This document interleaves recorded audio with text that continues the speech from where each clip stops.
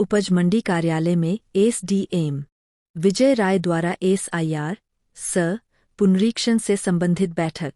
सिवनी मालवा कृषि उपज मंडी कार्यालय बानापुरा में एसडीएम महोदय द्वारा एसआईआर पुनरीक्षण से संबंधित महत्वपूर्ण बैठक आयोजित की गई।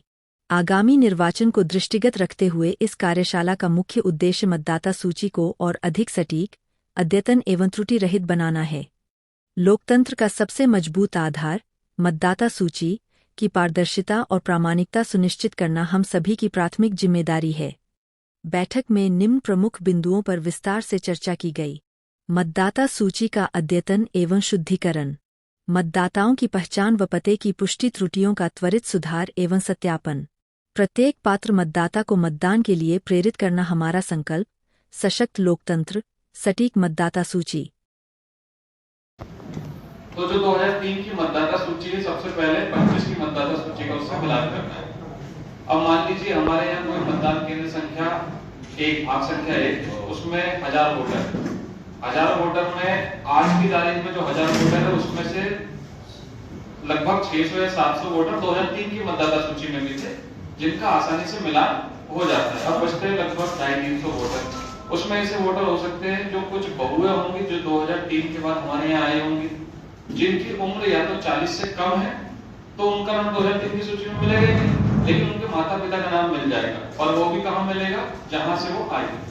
दूसरा हो सकता है कि कुछ बहुएं ऐसी भी हो सकती है जो 2003 के बाद 4-5 में आ गई और उस समय उनका खुद का नाम किसी अन्य मतदाता सूची में जुड़ा है, तो उनका नाम भी कहां से मिलेगा, उनके पितरक गांव से।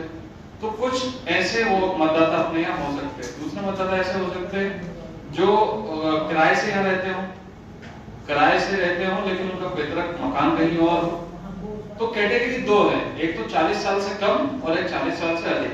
40 साल से कम वालों के तो माता पिता का ही नाम ढूंढना पड़ेगा, क्योंकि सामान्यतः 2003 में जो तो अगर नहीं है तो वहां का बीएलओ भी गणना पत्र भरना आ रहा है, तो वो जो गणना पत्र उसने भरा है या तो उसका फोटोकॉपी दे दो, जिससे कि हम उसमें हमको 3 ही चीज चाहिए, विधानसभा का नाम, भाग संख्या और सरल क्रमांक। ये तीनों से हम जैसे ही हमारे सिस्टम पे डाटा डालते हैं मैच कर जाता है।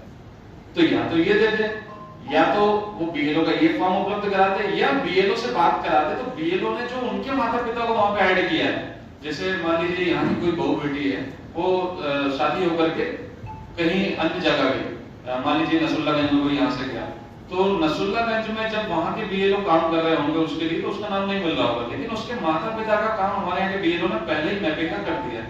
तो वो बीएलओ अगर हमारे बीएलओ से बात करेगा तो हमारा बीएलओ को स्क्रीनशॉट भेज देगा। ये हमारा एक ऐप चलता है, बीएलओ के पास बीएलओ का है, मेरे पास मेरा है, मैं सारे बीएलओ की मॉनिटरिंग यहीं से करता हूं।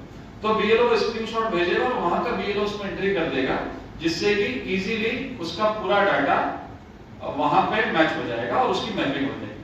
ये वो सभी लोग हैं जिनका डाटा मैप हो जाएगा, तो इनके कोई भी दस्तावेज अन्य हमको नहीं चाहिए, इनका नाम मतदाता सूची में ऐसा कैसे बना रहेगा। उसका वोटर कार्ड हम जैसे सर्च करते हैं सिस्टम में, जी लोग बोल रहे हैं, तो मतलब वोटर आईडी बिल्कुल मिल जाएगा। हां, वोटर आईडी 2003 की स्थिति का वोटर आईडी 2003 जो वर्तमान वोटर आईडी नहीं चाहिए, नहीं 2003 उनके पास नहीं मिल पा रहा है, तो बीएलओ के पास डाटा है। जैसे आपके बीएलओ ने आपका यहाँ पे डाटा फैच कर दिया, ऐसे वहां के बीएलओ ने वहां का कर दिया। तो वहां के बीएलओ से बात भी करेंगे ना, या तो आप स्वयं या आपकी जो भी बहू है वो अपने माता पिता से बात करेंगे, या उनके माता पिता बीएलओ से बात करेंगे। बीएलओ तत्काल 3 चीजें उपलब्ध करा देगा, विधानसभा का क्रमांक, विधानसभा का भाग संख्या कौन सा है, और उसका सरल क्रमांक उस सूची पे कितना है। भाग संख्या से आशय होता है मतदान के क्रमांक, सरल क्रमांक में दिक्कत नहीं आती।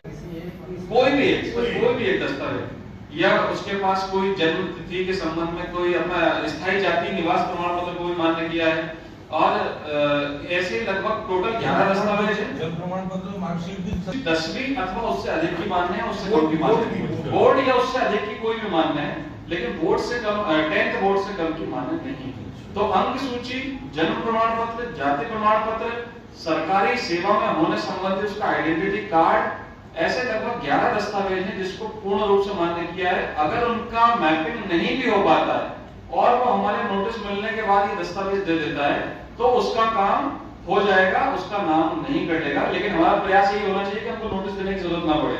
हमारा प्रयास ये होना चाहिए कि उसका नाम मैप भी हो जाए, या तो उसके माता से, या पिता से, या दादा से, या दादी से। कहीं ना कहीं से उसका नाम मिल जाए। फिर भी अंत में अगर 3-4% लोग बचेंगे, जैसे हमारा 2.5 लाख की पॉपुलेशन है वोटर्स की, तो 2.5 लाख में से अगर 5% वितरित भी हो गए, प्रक्रिया ये थी कि 2 प्रतियों में मिलेगा, मतदाता को 2